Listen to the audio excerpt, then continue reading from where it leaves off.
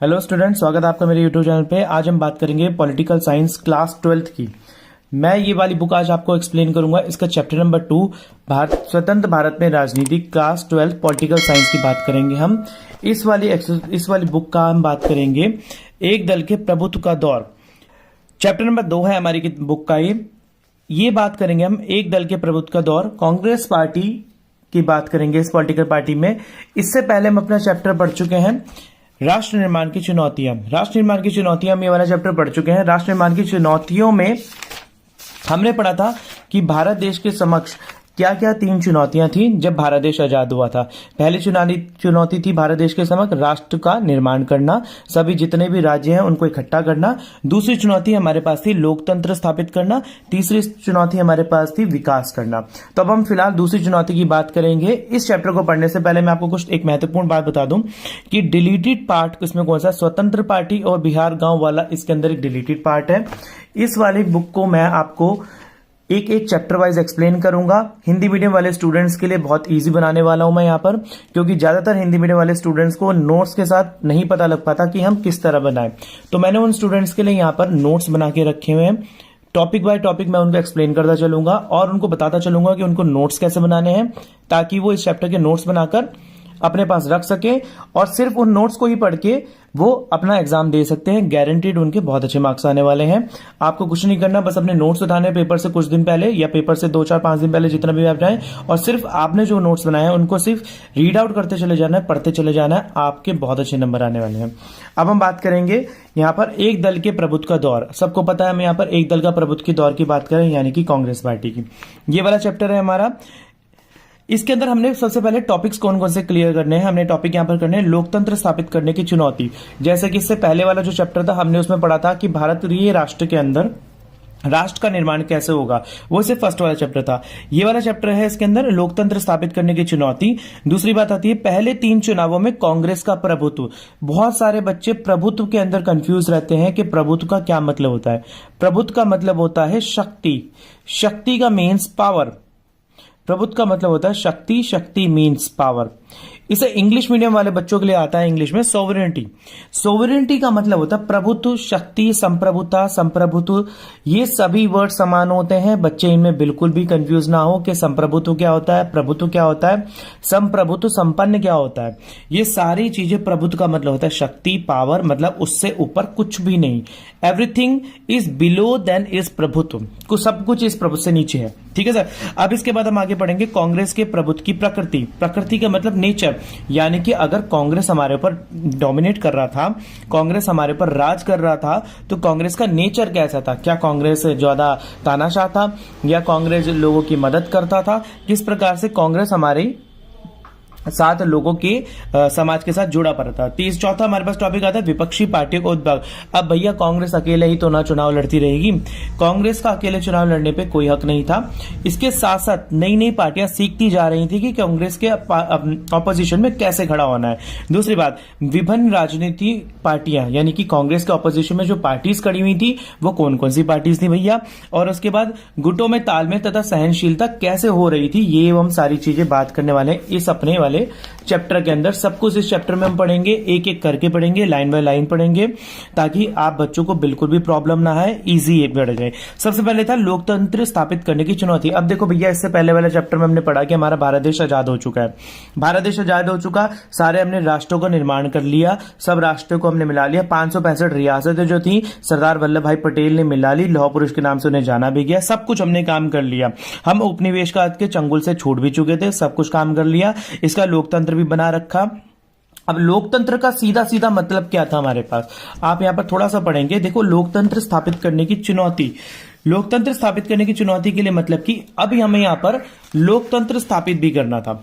हमें लोकतंत्र स्थापित करना बहुत जरूरी था हमारे लिए। जनता की सरकार जनता के द्वारा। लोकतंत्र का मतलब यही होता है कि जनता की सरकार जनता के द्वारा। It means democracy for the people and by the people, जनता की सरकार जनता के द्वारा बनाई जानी चाहिए थी। इसके बाद तो दूसरा था हमारे पास भारत में चुनाव आयोग का गठन करना।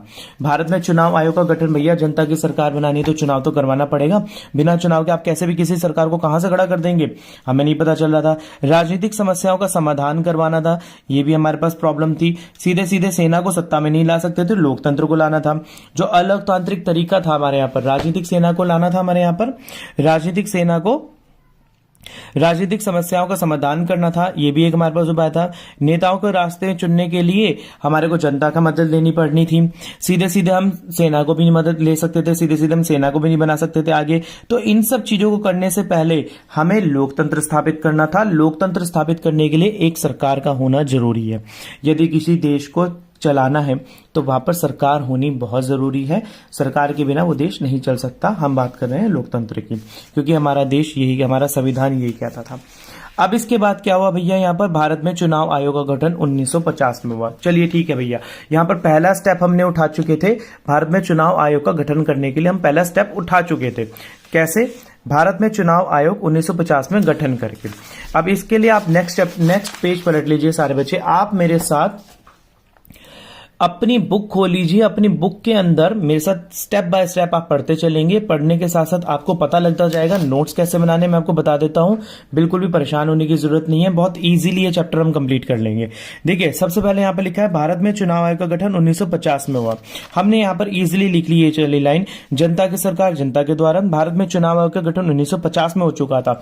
अब चुनाव आयोग का क्या काम था? चुनाव आयोग का काम था यानी कि एक ऐसा ग्रुप बनाना कि उसके अंदर उन व्यक्तियों को आयुक्त करा जाए, उन व्यक्ति को नियुक्त करा जाए जो कि पूरे भारत देश के अंदर चुनाव कराएंगे। उस चुनाव गठन का करवाने के लिए 1950 में उसको हमारा भारत के अंदर चुनाव गठन कराया गया। पहला चुनाव आयुक्त कौन थे? हमारे सुकुमार सेन। आप इस बच्चों इस वाले नाम को रट लो, पढ़ लो, समझ लो। ये क्वेश्चन 1 मार्क में आ ही जाता है कि भारत के चुनाव आयुक्त कौन थे। अब की बार का जो बच्चों का प्री बोर्ड हुआ है 12th क्लास के, उसके अंदर भी ये 1 नंबर के क्वेश्चन में आया है। इसके बाद उम्मीद प्रथम चुनाव 1950 में ही थी। भैया पहला चुनाव 1950 में करवाया जाना था। कैसे? 1947 में हमारा भारत देश आजाद हो चुका था, 1950 में हमारा संविधान लागू हो चुका था और 1949 26 नवंबर को हमारा संविधान बनकर तैयार हो चुका था। 26 जनवरी 1950 को हमारा संविधान लागू हो गया। अब भैया उसी साल तो चुनाव कराएंगे हम, उसके बाद कब कराएंगे? अब देखो चुनाव के अंदर सबसे बड़ी बात, चुनाव तो करवा लेंगे, आपने आपकी बात मान ली कि ठीक है भैया हम चुनाव करवा रहे हैं। चुनाव करवाने के लिए प्रॉब्लम्स क्या क्या आ रही थी? भारत में चुनाव करवाना कोई आसान काम नहीं था, सरल काम नहीं था भैया, छोटा मोटा देश तो नहीं था। सबसे बड़ी बात, अभी हम उपनिवेश से निकल के आए थे। अब बच्चों उपनिवेश में कंफ्यूज मत होना। उपनिवेश कॉलोनियलिज्म का मतलब होता है कोई देश किसी का गुलाम। उपनिवेश का मतलब है कोई देश किसी का गुलाम। आप इस बात को समझ लेना। दूसरी बात आती है, भारत में चुनाव करवाना कोई आसान काम नहीं था। चुनाव करवाने के लिए हमारे भारत देश के अंदर बहुत सारी प्रॉब्लम्स थी, बहुत सारी परेशानियां थी जिनको हमें झेलना पड़ना था। सरकार जो उस टाइम पर चुनाव करवाने वाली थी उसको बहुत सारे काम करना था। सबसे पहले क्षेत्रों का सीमांकन करना था। सीमांकन का मतलब क्षेत्र नियुक्त करने थे कि भैया किन किन राज्यों पर चुनाव होगा।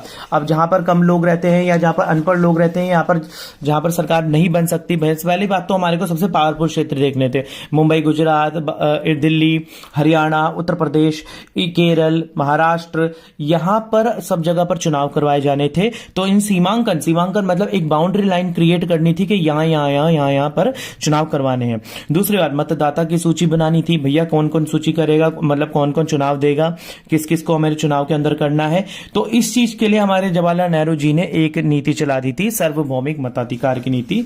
मतदाताओं की सूची बनाने के लिए जवाहरलाल नेहरू ने सार्वभौमिक मताधिकार की बता दिया था यहां पर कि भैया सार्वभौमिक मताधिकार होगा, जो कोई भी व्यक्ति, कोई भी पुरुष, स्त्री या ट्रांसजेंडर सब लोग मताधिकार कर सकते हैं, कोई भी इससे अछूता ना रहे। तो ये वाली चीज अगर आपको अपनी बुक के अंदर देखनी है तो आप यहां पर भी देख सकते हैं, बड़ा ही एक्सप्लेन करके लिखा हुआ है। चुनाव क्षेत्र का सीमांकन कराया जाना चाहिए था, मतदाताओं की सूची तैयार करनी थी, वयस्क व्यक्तियों की सूची तैयार करनी थी। इसमें काफी समय लगा। देखो भैया इतना बड़ा भारत देश था, एकदम से आसानी से तो हो नहीं जाना था कि एक दिन के अंदर हाँ जी भैया मैंने सब भैया का नाम ले लिया सब लोगों का कि जी इसने चुनाव करना, नहीं ऐसा नहीं हो सकता था। इसमें बहुत समय लगा, बहुत ज्यादा समय लगा था। पहली मतदाता सूची में 40 लाख महिलाओं के नाम ही नहीं थे।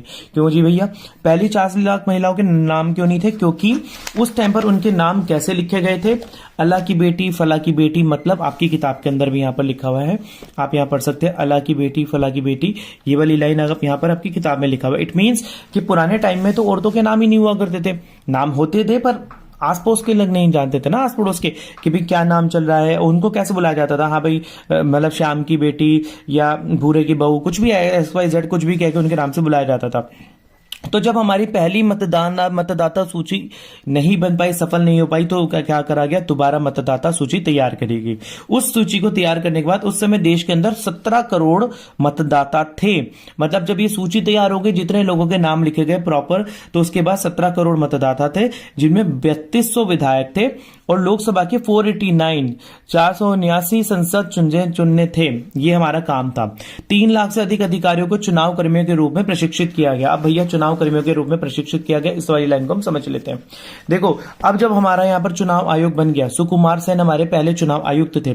तो चुनाव आयुक्त के बाद इनका क्या काम था? इनका काम था कि इन्होंने जो भी थे, ये जो चुनाव अधिकारी थे, चुनाव कर्मी थे, जिन्होंने जाके ये सारी सूची बनाई, जिन्होंने जाके सीमांकन करा, जिन्होंने घर घर जाके लोगों को जागरूक करा कि भैया आप चुनाव कराओ, हमारे भारत देश में चुनाव कराना है, तो ये सब काम इन चुनाव कर्मियों ने करे। सुनील कुमार सेन के द्वारा चुने गए थे ये 3 लाख से अधिक अधिकारी पूरे भारत देश में फैलाए गए थे और इन्होंने जाकर चुनाव कर्मियों को प्रशिक्षित किया गया था। पहले इनको ट्रेनिंग दी गई थी, प्रशिक्षित बनकर ट्रेनिंग दी गई थी, फिर इनको बताया गया कि आपने कैसे जाके सूची बनानी है। इसके बाद मतदाता की एक बड़ी संख्या गरीब थी, मतलब जितने भी लोगों ने चुनाव करने थे गरीब थे। बहुत लोग से तो पैसे दे के ही चुनाव के लिए करने के लिए रेडी हो गए थे कि भैया हमारे को खाने पीने को मिल जाएगा, अच्छी नौकरी मिल जाएगी, भत्ता मिलेगा और सब हम चुनाव कर लेंगे। इसके बाद दूसरी था हमारे पास प्रॉब्लम की असाक्षर थी बड़ी संख्या, सबसे ज्यादा अनपढ़ लोग थे हमारे यहाँ पर, पढ़े लिखों की संख्या कम थी, तो भी उनका भी चुनाव हो रहा था। उस समय लोकतंत्र में केवल धनी देश में बरकरार था, जो लोकतंत्र था उस समय में केवल धनी देशों में बरकरार रहता था। मतलब कि जो हमारे मतलब जो डेवलप्ड कंट्रीज थी उन्हीं में ही हमारा डेमोक्रेसी ही मतलब कंफर्म हो सकती थी, मतलब अच्छी तरीके से लोकतंत्र सिर्फ विकसित देशों में ही कामयाब था। इसके बाद भारत के एक संपादक ने इसे इतिहास का सबसे बड़ा जुआ कहा। बहुत इंपॉर्टेंट लाइन है। भारत के एक संपादक ने इतिहास का सबसे बड़ा जुआ कहा। उन्होंने कहा भैया हमारे भारत देश के अंदर एक जुआ होने जा रहा है, जुआ इन द सेंस की चुनाव तो होने जा रहा है, सफल होगा या नहीं होगा इसका हमें कुछ नहीं पता। तो भारत के एक संस्थापक ने इसे सबसे बड़ा एक जुआ कहा कि संपादक कौन होता है? जो न्यूज़पेपर के लिए राइटिंग्स करता है, जो लिखता है। ऑर्गेनाइजर पत्रिका ने नेहरू जी को आगाह करा एक पत्र लिखकर कि वो पछताएंगे, वो एक अनपढ़ लोगों का चुनाव करवाने जा रहे हैं भारत देश के अंदर, इतने बड़े देश में जहां पर साक्षरता बहुत कम है, जहां पर लोगों की संख्या एक बड़े पैमाने में गरीब के तबके के नीचे रहती है। ऑर्गेनाइजर पत्रिका ने आगाह करा कि आप इस बात पर पछताने वाले हैं। इंडियन सिविल सर्विसेज के एक अंग्रेज अधिकारी ने बोला कि अनपढ़ लोगों की बेहूदगी नौटंकी बोला इसे। ये आप चीज को यहां पर पढ़ सकते हैं अपनी किताब के अंदर। ये वाली लाइन बहुत इंपॉर्टेंट तरीके से लिखी पड़ी है कि अनपढ़ लोगों की मतदान की है बेहूदगी नौटंकी देखेंगे। कौन देखेंगे भैया? जवाहरलाल नेहरू जी। तो ये वाली बात यहाँ पर हम सब चीजें यहाँ पर बुक में पढ़ के चल रहे हैं, आप देख सकते हैं। ये सारी चीजें हमारी बुक के अंदर लिखी हुई हैं, जो भी मैं आपको बात बता रहा हूँ। 3200 विधायक थे, 489 सांसद चुने जाए थे, मतदाताओं की काफी बड़ी संख्या गरीब थी। इसके बाद नेहरू जी को आगाह करा, पछताएंगे, उन्होंने बोला सार्वभौमिक मताधिकार मां नेहरू जी ने बताया था हमारे को, और आने वाला वक्त कहीं ज्यादा जान दौड़कर बोला कि लोगों की एक अनपढ़ की, जैसा कि आप यहां देख सकते हैं कि मतदाताओं की बेहूदगी नौटंकी यहां पर चल रही है। ये किसने बोला था भैया हमारे को? ये बोला था इंडियन सिविल सर्विस के एक अंग्रेज अधिकारी ने बोला कि मतदाताओं की बेहूदगी नौटंकी चल रही है। अब इसके बाद आ जाते भैया हम अपने नेक्स्ट टॉपिक पर। अब नेक्स्ट टॉपिक था आखिरकार चुनाव हो गए। जिस चीज की हमें जरूरत थी, जिस चीज की भारत देश चाहता था, वो चीज फाइनली हो गया। पहले 3 चुनाव हो चुके, पहले 3 चुनाव से पहले मतलब फर्स्ट चुनाव हो चुका, आखिरकार चुनाव संपन्न हुआ। 1951 अक्टूबर से 1952 फरवरी तक चुनाव संपन्न हुआ। 1951 अक्टूबर से 1952 फरवरी तक चुनाव संपन्न हो चुका। चुनाव अभियान, मतदान, मतगणना में कुल 6 महीने लगे। देखो, चुनाव करवाना यानी चुनाव करना शुरू होना, टोटल मतदान गिरना और मतदानों की गणना करना, इस टोटल टाइम, इस पूरे इन तीनों चीजों को पूरा होने में 6 महीने लगे। अब ये आजकल का समय नहीं था कि हमारे पास भैया ईवीएम मशीन आ गई, इलेक्ट्रॉनिक वोटिंग मशीन, तो उससे हमने सीधा वोटिंग करी और एक हफ्ते के अंदर चलो जी रिजल्ट्स आ गए कंप्यूटराइज्ड, अब उन्हें को पता लग गया विनर कौन है। नहीं, उस टाइम पर तो प्रॉपर बैलेट बॉक्स में नाम लिखकर डालते थे हम कि भैया हमने इसको दिया वोट और अब हमारे को पता लग जाएगा कौन जीतने वाला है। 6 महीने बाद ये पता लगा था। सार्वभौमिक मताधिकार हुआ, नेहरू जी ने मुहिम चलाई थी, हमारे को पता है। सफलतापूर्वक चुनाव संपन्न हो गया। आप बच्चों, ये जो मैंने नोट्स बनाए हैं, आप मेरे साथ इसका स्क्रीनशॉट लेके या वीडियो को सेव कर आप इसको देख सकते हैं बाद में, या इसका स्क्रीनशॉट लेके आप ये नोट्स उतार सकते हैं। बहुत ही इंपॉर्टेंट नोट्स हैं ये। आप लास्ट टाइम पर अगर आपको जाना है और अपने पेपर का एक टाइमलाइन क्रिएट करनी है, जो आप चाहते हैं कि मैं बस कुछ ना पढ़ूं, किताब ना देखूं, आप सिर्फ ये नोट्स पढ़ लें, आपको पूरा चैप्टर रिवाइज हो जाएगा, आपको दोबारा से किताब खोलने की जरूरत नहीं पड़ेगी। अब इसके बाद क्या हुआ, 1952 का चुनाव हुआ, समूचे विश्व के इतिहास का मील का पत्थर हुआ। जब ये चुनाव हमारे भारत देश में सफलतापूर्वक हो गया तो हमारे पूरे विश्व को ये पता लग चुका था कि भैया लोकतंत्र हो सकता है, यानी कि इतने बड़े अनपढ़ लेवल के लोगों पर और इतने बड़े असाक्षर लेवल के लोगों पर चुनाव किया जा सकता है। इसके बाद पहले तीन चुनाव में हमारे को पता चलेगा कि कांग्रेस पार्टी पहले 3 चुनाव में कांग्रेस का प्रभुत्व मतलब पहले 3 चुनाव में कांग्रेस ने अपनी पावर कैसे दिखाई। तो अब हम इस चीज को देखेंगे। कांग्रेस पार्टी ने नेता जवाहरलाल नेहरू थे। कांग्रेस भारी भरकम वोटों से जीत गई। कुल 489 सीटों में से 364 सीटों पर कांग्रेस ने जीत दर्ज की। कितनी सीटों में से? 489 में 364 सीटों में कांग्रेस ने जीत दर्ज की। कांग्रेस के बाद भारतीय कम्युनिस्ट पार्टी दूसरे नंबर पर रही। कितनी सीटें मिली थी भारतीय कम्युनिस्ट पार्टी को? 16 सीटें मिली थी। इसके बाद त्रावणकोर, कोचीन जो कि आज का केरल है, मद्रास और उड़ीसा को छोड़कर कांग्रेस ने हर क्षेत्र में जीत दर्ज करी। भैया अब ये 3 क्षेत्र में कांग्रेस को मिली नहीं थी यहां पर सीटें, पर कांग्रेस ने बाद में यहां पर भी 3 राज्यों में अपनी सरकार बना ली। किस प्रकार से? गठबंधन की सरकार बनाकर। जवाहरलाल नेहरू ने को पहला प्रधानमंत्री चुना गया, ये हम सबको पता है।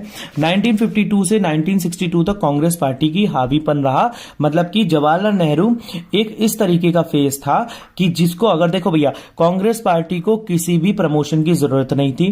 कांग्रेस पार्टी को कुछ भी प्रमोशन इलेक्शन के लिए करने की जरूरत नहीं थी, क्योंकि कांग्रेस पार्टी आजादी के समय से पहले से चलती आ रही थी और उन्होंने आंदोलन चला रखे थे आजादी के लिए। तो भैया हमारे पास एक ही विकल्प बचता था, एक ही ऑप्शन बचता था, जो कि थी कांग्रेस पार्टी।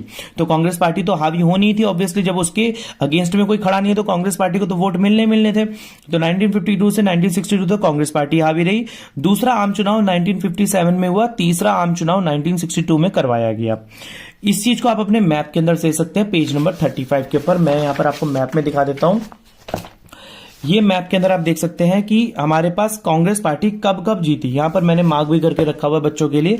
1952 में, 62 में, 7 में दूसरा चुनाव हुआ। 1952 से 62 तक हुए थे ये 3 चुनाव। कांग्रेस पार्टी ने जितनी सीटें भी थी उसकी दक्षांश भी विपक्षी पार्टी को नहीं मिली, यानी जितनी सीटें कांग्रेस को मिली थी उसका 10वां पार्ट भी विपक्षी पार्टियों को नहीं मिला। एक आप देख सकते हैं यहां पर कि केरल के अंदर डेमोक्रेटिक लेफ्ट फ्रंट जीत गई थी पार्टी। केरल के अंदर से कांग्रेस पार्टी नहीं जीती थी, यहां पर जीती थी डेमोक्रेटिक लेफ्ट फ्रंट पार्टी। और बाकी जितना भी ये ऑरेंज पार्ट है सारा कांग्रेस पार्टी जीती गई थी। जम्मू कश्मीर के अंदर हमारी कांग्रेस पार्टी जीत नहीं सकती थी, क्योंकि वहां पर धारा 370 लगी हुई थी। धारा 370 कैसे लगी थी? ये हमारा डिस्प्यूटेड लैंड था, पाकिस्तान के साथ लड़ाई, विवादित क्षेत्र था। तो इसके बारे में हम आगे के चैप्टर्स में पढ़ेंगे।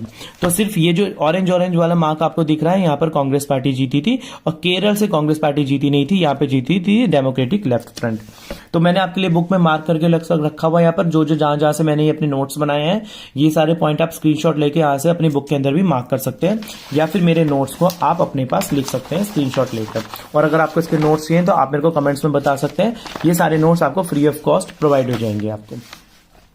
इसके बाद यहां पर आप पढ़ सकते हैं कि 3 आम चुनावों में कांग्रेस के 10वें हिस्से जितना भी दूसरी विपक्षी पार्टियों को नहीं मिला।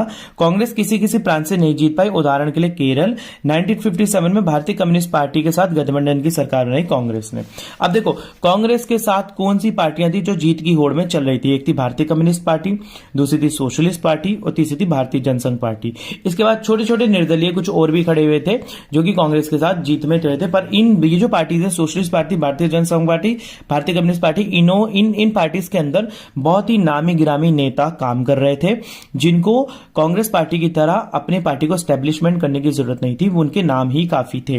विपक्षी पार्टी का उद्भव, अब आप यहां पढ़ सकते हैं, हमारे पास अगला टॉपिक आ जाता है यहां पर विपक्षी पार्टी का उद्भव। कांग्रेस के प्रभुत्व की प्रकृति हम यहां पे पढ़ चुके हैं, आपको मैंने बता दिया कांग्रेस के प्रभुत्व की प्रकृति कैसी थी। एक यहां पर आप इस चीज को ध्यान रखिएगा कि जब कांग्रेस पार्टी की स्थापना हुई थी तब ये उसका चिन्ह था, 2 बैलों की जोड़ी। जब कांग्रेस पार्टी की स्थापना हुई थी 2 बैलों की जोड़ी थी और भारतीय जनसंघ पार्टी यानी भारतीय जनता पार्टी का जो साइन था वो था एक दिया, जलता हुआ दिया। अब आप इसके बाद देख सकते हैं कि विपक्षी पार्टियों का उद्भव क्या था। विपक्षी पार्टियों का उद्भव मतलब कि जो विपक्षी पार्टियां थी वो भी उठ रही थी। इससे पहले हम थोड़ा सा एक चीज देख लेंगे यहां पर कि गुटों में तालमेल की सहनशीलता, एक ही टॉपिक हमारा यहां पर आ जाता है, गुटों में तालमेल की सहनशीलता। गुटों में तालमेल की सहनशीलता का मतलब कि ये जो गुट थे ये कांग्रेस पार्टी के अगेंस्ट में खड़े थे। कांग्रेस पार्टी के अगेंस्ट में जो भी गुट थे इनके साथ कांग्रेस पार्टी को मिलजुल कर रहना था। अब जैसे कि आप यहां देख सकते हैं, मैं आपको आपकी बुक से बताऊंगा, कांग्रेस के गठबंधी स्वभाव के कारण अद्वितीय ताकत मिली थी। कांग्रेस का स्वभाव था गठबंधी। अब भैया देखो जहां से जो चीज जीत रही है उसके साथ तो कांग्रेस अपना स्वभाव तो मतलब अपना तालमेल तो बिठाएगी ना, उसके बाद सम्मिलित हो जाती थी।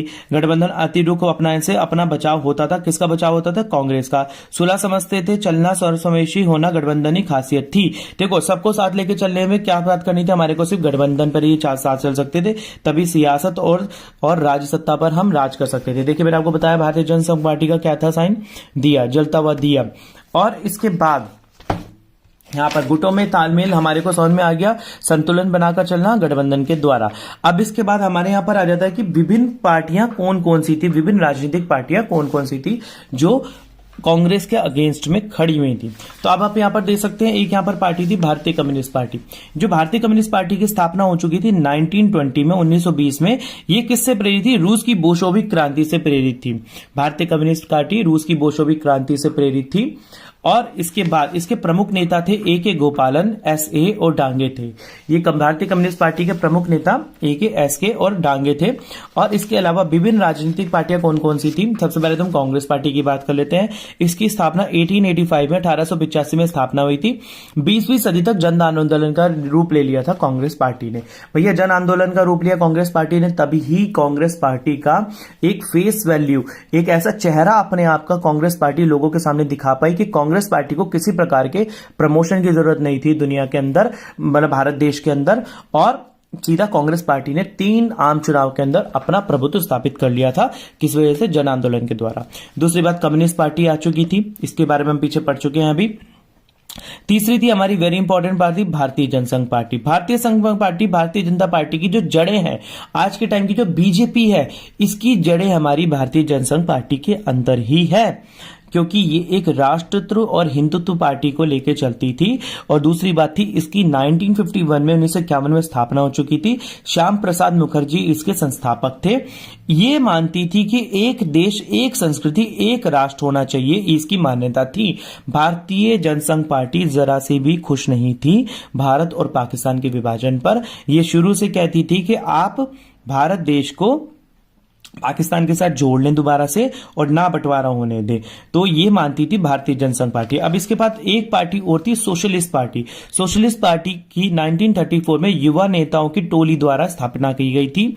लोकतंत्र और समाजवाद की विचारधारा में विश्वास था। सोशलिस्ट पार्टी का विचार था कि लोकतंत्र और समाजवाद, समाजवाद क्या होता है? समाजवाद होता है एक समाज के लिए बेनिफिट, समाज का फायदा, मतलब वो सरकार जो सिर्फ समाज के हितों के बारे में ही सोचेगी उसे बोला जाएगा समाजवाद। इसके मुख्य नेता थे राम मनोहर लोहिया, अशोक मेहता, जयप्रकाश नारायण तथा आचार्य नरेंद्र।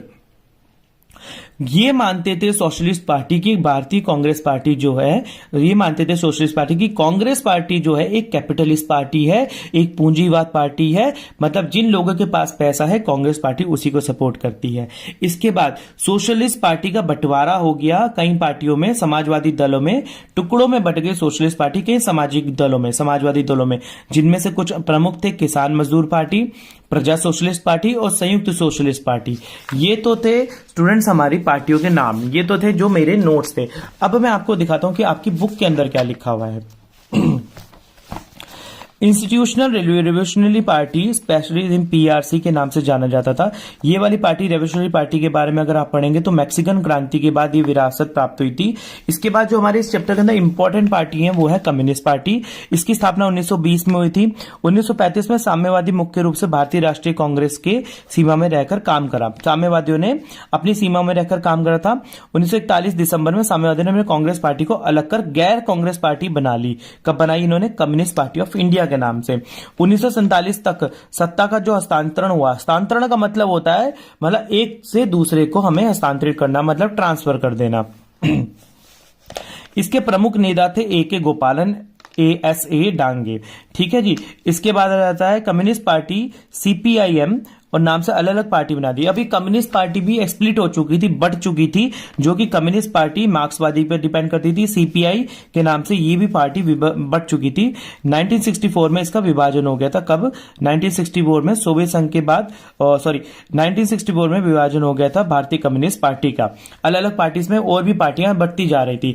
भारतीय कम्युनिस्ट पार्टी को 16 सीटें प्राप्त हुई थी, विपक्षी पार्टी बनकर उभरी थी ये वाली पार्टी जब हमारे इलेक्शन हुए थे 1957 के। इसके बाद हमारे पास ये वाली बात चलती है कि भारतीय जनसंघ पार्टी की क्या जड़ें थी। भारतीय जनसंघ पार्टी 1951 में हुई थी स्थापित। श्याम प्रसाद मुखर्जी इसके संस्थापक थे। इनका मानना था एक देश एक राष्ट्र की नीति होनी चाहिए और परंपरा के आधार पर प्रगति होनी चाहिए। 1964 में चीन में, 1964 में चीन में आणविक प्रशिक्षण पर इन्होंने जोर दिया था। इस चीज को हम आगे पढ़ेंगे कि जवाहरलाल नेहरू आणविक परीक्षण पर कभी भी, यानी कि न्यूक्लियर टेस्ट, इसे बोला जाएगा न्यूक्लियर टेस्ट। न्यूक्लियर टेस्ट पर भारतीय जनसंघ पार्टी कहती थी 1964 में कि आप ये टेस्ट हमारे भारत देश के लिए करो, ये हमारे भारत देश की सुरक्षा के लिए जरूरी है। पर कभी भी जवाहरलाल नेहरू, पंडित जवाहरलाल नेहरू जी इस विषय पर एक रुचि पूर्वक विचार नहीं व्यक्त करते थे। उनका मानना नहीं था कि हमारे को न्यूक्लियर टेस्ट करना चाहिए, क्योंकि वो एक अहिंसावादी थे और अहिंसा के नाम पर ही इस चीज को देखते थे। इसके बाद 1957 में आम चुनाव में इस पार्टी को 4 सीटें दर्ज हुई थी, जबकि आपको पता है कि कम्युनिस्ट पार्टी को मैंने आपको बताया कि 16 सीटें दर्ज हुई थी, इसको 4 सीटें मिली थी। भारतीय जनता पार्टी की जड़ें भी इसी के अंदर है। आप इसके यहां पर पढ़ सकते हैं। तो दीनदयाल उपाध्याय राष्ट्रीय स्वयंसेवक थे, जो कि इसके अध्यक्ष थे। इसके बारे में हम यहाँ पर थोड़ा सा यहाँ पर भी पढ़ लेते हैं। श्याम प्रसाद मुखर्जी हिंदू महासभा के नेता थे और भारतीय जनसंघ के संस्थापक थे। आजादी के बाद नेहरू जी मंत्रिमंडल में वे मंत्री भी बने। पाकिस्तान के रिश्तों को लेकर अपने मतभेदों के चलते 1950 में उन्होंने इस्तीफा दे दिया था, क्योंकि ये जरा से भी खुश नहीं थे कि हमारा भारत देश जो बट चुका है, हमारा भारत देश बटना नहीं चाहिए था, भारत एक अखंड भारत बनकर चलना चाहिए था। आप इसके अंदर ये देख सकते हैं कि 1948 में चक्रवर्ती रामगोपालचारी के गवर्नर जनरल के पद की शपथ ग्रहण करने वाले नेहरू का मंत्रिमंडल आप यहां देख सकते हैं। ये नेहरू का पूरा मंत्रिमंडल था। एक इसके अंदर छोटा सा कार्टून भी दे रखा है, यहां पर रस्सा कसी दे रखी है। 29 अगस्त 1954 में नामक शीर्षक वाले कार्टून में सरकार और विपक्षी पार्टियों की ताकत को दिखा रखा है। ये सरकार बनी हुई है यहाँ पर, ये कांग्रेस पार्टी। अगर आपको एग्जाम में आ रहे थे इस कार्टून को एक्सप्लेन करने के लिए, तो आप देखेंगे कि ये कांग्रेस पार्टी और इसके मंत्रिमंडल बैठा हुआ है और ये विपक्षी पार्टियां इसे खींचे जा रही हैं, इसकी जड़ें उखाड़ी जा रही हैं, पर ये सब आराम से रिलैक्सिंग पोजीशन में बैठे कि भैया आप जो मर्जी कर लो, आप हमारा कुछ नहीं कर सकते, क्योंकि हमारी फेस वैल्यू इतनी है भारत देश में बना चुके हैं कि आप चाह के भी हमारे को नहीं उखाड़ सकते। एक यहाँ पर सी राम गोपालचारी हैं, वे कांग्रेस वरिष्ठ नेता थे और साहित्यकार भी थे, महात्मा गांधी के बहुत करीबी थे। ये जितने भी छोटे छोटे बॉक्सेस हैं, जितने भी स्टूडेंट, जितने भी ये छोटे छोटे बॉक्सेस हैं, ये आपको जरूर पढ़ने हैं, रीड आउट करने हैं। बिल्कुल इनके बारे में आपको पहचान होनी चाहिए कि ये कौन कौन से व्यक्ति किस किस पार्टी से जुड़े पड़े हैं। ये जितने भी छोटे छोटे बॉक्सेस है, कुछ भी नहीं है चैप्टर के अंदर। ये मैप जरूर करना है आपको, बहुत इंपॉर्टेंट मैप है। मैप जो आ सकते हैं पूरी 95% चांसेस आपके एग्जाम के अंदर मैप इसी बुक से आने के हैं। इसके मैप इसी बुक से आएगा और कार्टून भी इसी बुक से आने के हैं। और दूसरी बात, एक यहां पर छोटा सा टॉपिक हमारा छूट चुका है, मतदान के बदलते तरीके।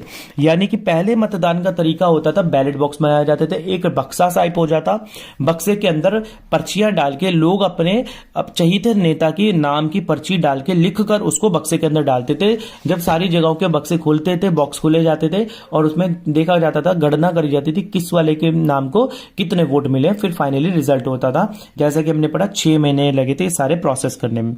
1990 के दशक में इलेक्ट्रॉनिक वोटिंग मशीन आ चुकी थी, 2004 तक पूरे समूचे विश्व में फैल गई। आप देख सकते हैं कि अब की बार प्री बोर्ड के पेपर में 1 मार्क के क्वेश्चन में ये वाला क्वेश्चन डाला हुआ है कि इलेक्ट्रॉनिक वोटिंग मशीन का हमने इस्तेमाल कब से करा।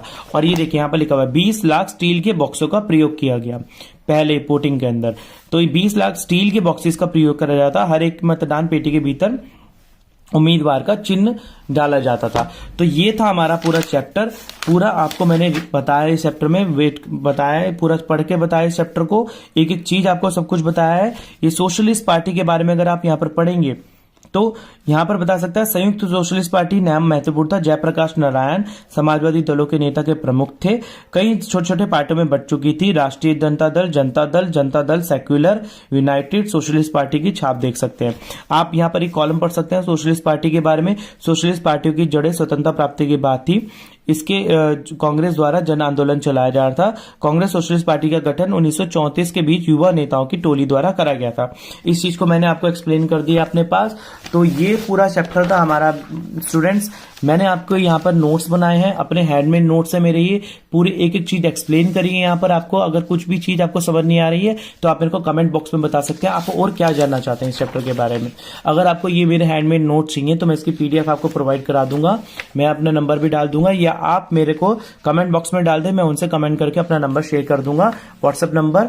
आप मेरे से वहां से नोट्स ही पीडीएफ ले सकते हैं और चैप्टर के भी मेरे पास नोट्स हैं, वो भी आप मेरे से फ्री ऑफ कॉस्ट ले सकते हैं। तो इस चैप्टर में इतना ही, मिलते हैं आगे के चैप्टर के लिए अगली वीडियो में। तब तक के लिए धन्यवाद। और अगर आपने हमारे चैनल तक लाइक शेयर सब्सक्राइब नहीं करा है तो प्लीज कर लीजिए, ताकि नए नए आपको एग्जाम से पहले नई नई वीडियोज जो मैं डालूंगा अगले चैप्टर्स की एक्सप्लेनेशन में हिंदी मीडियम के बच्चों के लिए, तो उनको ईजी रहेगा। और इसी के साथ इजाजत दीजिए मेरे को, धन्यवाद।